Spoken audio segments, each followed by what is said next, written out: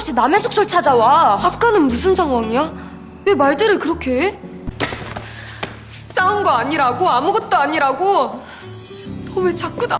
Hai, welcome back again guys. Mari kita lanjutkan review dari drama Mimikus episode 10 yang semakin seru. Apa aja? Ini dia. Nah, Han Yusung udah semangat banget nih mau mendatangi audisi yang ditawarkan sama dia baru-baru ini. Tapi ternyata ketika dia lagi dalam perjalanan, tiba-tiba saja audisinya dibatalkan secara sepihak karena masalah internal. Dan kebetulan juga dia berpapasan dengan Ji Subin pada waktu itu. Wah, double kill ya jadinya. 괜찮아? 어, 괜찮아. Sementara itu Shindara lagi menunggu kedatangannya Han Yusung karena dia membuatkan kue gitu untuk teman-temannya termasuk Ohrushi dan juga si Hyunwoo.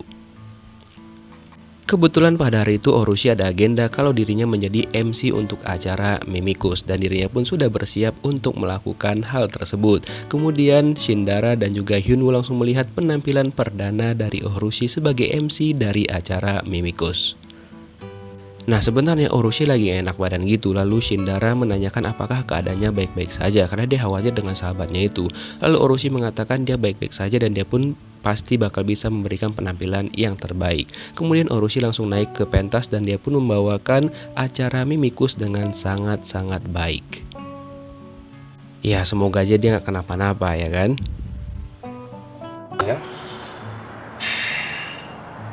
난 모레는 일이니까 딴 데 가서. Sementara itu, Ji Subin mengikuti kemanapun si Han Yusung pergi, termasuk ke supermarket dan mereka berdua pun langsung makan bareng gitu. Nah, ternyata di sini Ji Subin pengen menanyakan kepada si Han Yusung apakah dirinya yang menulis komentar negatif tentang dirinya mengenai si Ji Subin adalah peniru yang sebenarnya.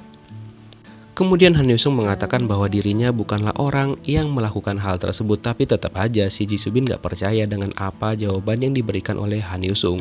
Lalu dia bertanya lagi kepada Han Yusung apakah benar Han Yusung bukanlah orang yang melakukan hal itu kepadanya. Lalu Han Yusung menegaskan bahwa bukan dirinya, carilah orang lain karena dia juga gak peduli dengan masalah tersebut. Lalu ketika Ji Subin melakukan hal ini karena kan dia memiliki tai lalat yang merupakan hasil oplas ketika dia waktu kecil, lalu Han Yusung langsung menghempaskan tangannya agar Ji Subin tidak melakukan hal itu karena cukup bahaya ya kan.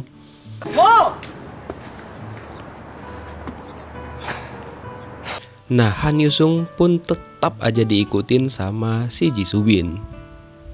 Mungkin nantinya hubungan mereka berdua bakal semakin akrab sih menurut Mimin ya. Nah, ketika mereka berdua lagi ngobrol, tiba-tiba aja Ji Subin mendapatkan telepon dari si Jaeyoung dan mengatakan bahwa Roshi tiba-tiba aja pingsan ketika membawakan acara Mimikus. Kemudian dia langsung digendong sama si Hyunwoo untuk segera dibawa untuk mendapatkan pertolongan pertama. Dan setelah Ohrushi berhasil dibawa oleh manajernya dia,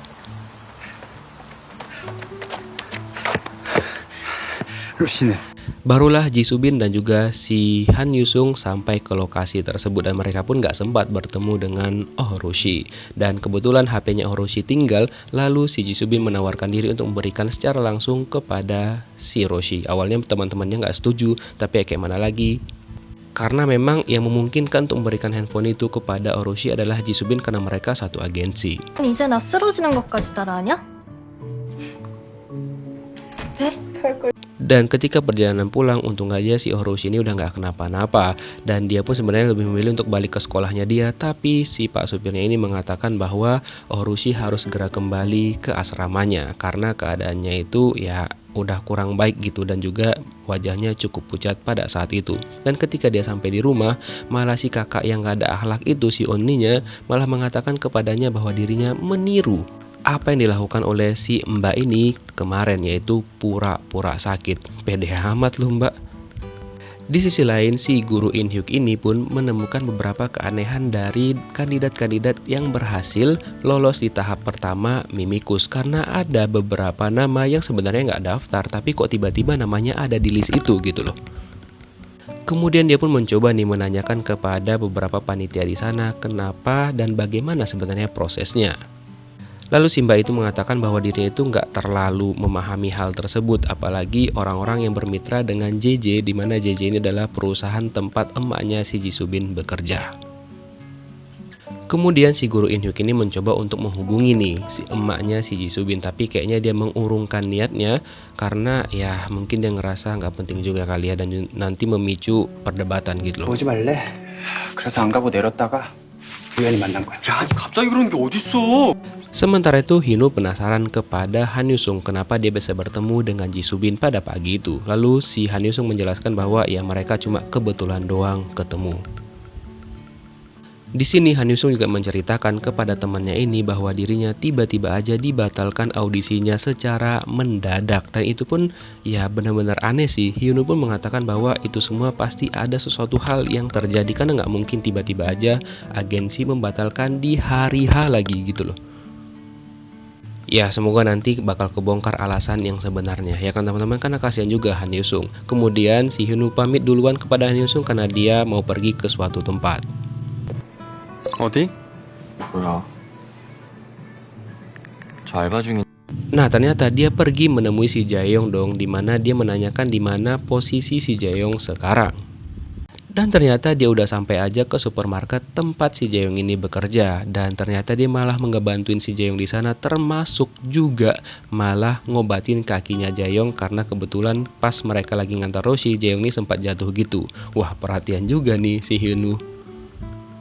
Mereka berdua ini benar-benar mirip kakak adik gitu ya kan teman-teman. Nah semoga aja nih si Jaeyoung ini kedepannya juga bisa ngebantu si Hinu dan juga Han Yusung untuk ungkap sebenarnya apa yang dilakukan emaknya Jisubin kepada Han Yusung.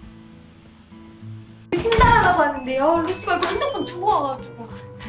아 루시! 몸은 괜찮아? Sementara itu pada malam harinya Shindara kan masih khawatir banget nih dengan keadaan Orochi, lalu dia bergegas untuk pergi ke asramanya Orochi dengan membawa kue buatan dirinya. Dan di sana dia bertemu juga dengan Jisubin, tapi Jisubin memutuskan untuk nggak masuk. Alhasil Shindara lah yang langsung naik ke atas dan mengetok pintu asramanya temannya si Orochi, dan ternyata respon yang diharapkan sama si Shindara itu benar-benar nggak sesuai dengan ekspektasinya dia. Ketika dia menawarkan kue kepada teman-temannya Orochi, ternyata respon mereka itu berbeda banget, dan juga terlihat bahwa senior-seniornya Orochi di sana itu terlihat banget ya kayak mengintimidasi si Roshi. Karena merasa ada yang aneh, Shindara langsung menanyakan kepada Roshi apa yang terjadi sebenarnya. Kemudian Roshi mengatakan kepada Shindara untuk segera pergi dari sana karena dia nggak mau diganggu gitulah teman-teman. Nah Shindara nggak mau pergi, lalu Orochi langsung nyeret Shindara untuk pergi ke bawah sesegera mungkin, dan dia pun menyuruh Shindara untuk segera pergi dari sana. Ditambah lagi dia marah kepada Shindara karena enggak memberikan kabar sama sekali ataupun datang ke asramanya tanpa izin gitu. Padahal maksud dari Shindara itu baik karena dia khawatir sama keadaan temannya dia. 이렇게 숙소를 찾아와. 핸드폰 그냥 회사에 맡기면 되잖아. 왜 이렇게 멋대로야? Namun tetap aja Orochi nggak terima karena dia mungkin malu kali ya dilihat sama temennya keadaan yang sebenarnya. Makanya Roshi, jujur aja sama temen lu gitu loh, lu nggak perlu bersikap seperti itu. Dan Mimin agak gedek ya sama sifatnya Orochi di sini. Padahal maksud Shindara itu bagus dan dia pun mencoba untuk menenangkan Roshi, tapi Roshinya sendiri yang kayak berlebihan dan juga over. 날 진짜 친구로 생각하게 됐어? Karena emosinya Orochi udah nggak terkendali lagi, akhirnya Shindara pun ya kayak kecewa gitu dengan jawaban yang diberikan Orochi kepadanya. Nah ketika Orochi mulai sadar dan mencoba menjelaskan kepada Shindara, dia itu udah nggak mau lagi menjelaskan dan juga mendengarkan apapun penjelasan dari Orochi. Intinya di sini Shindara itu benar-benar kecewa banget dengan temennya itu. Kemudian Shindara memutuskan segera pergi dari sana karena dia udah nggak mau lagi berurusan dengan Roshi, dan dia pun membiarkan Roshi hidup dengan dunianya yang seperti itu. Nah kira-kira gimanakah kelanjutan kisahnya? Kita lihat di episode 11. Thank you for watching, see you next video guys, bye bye.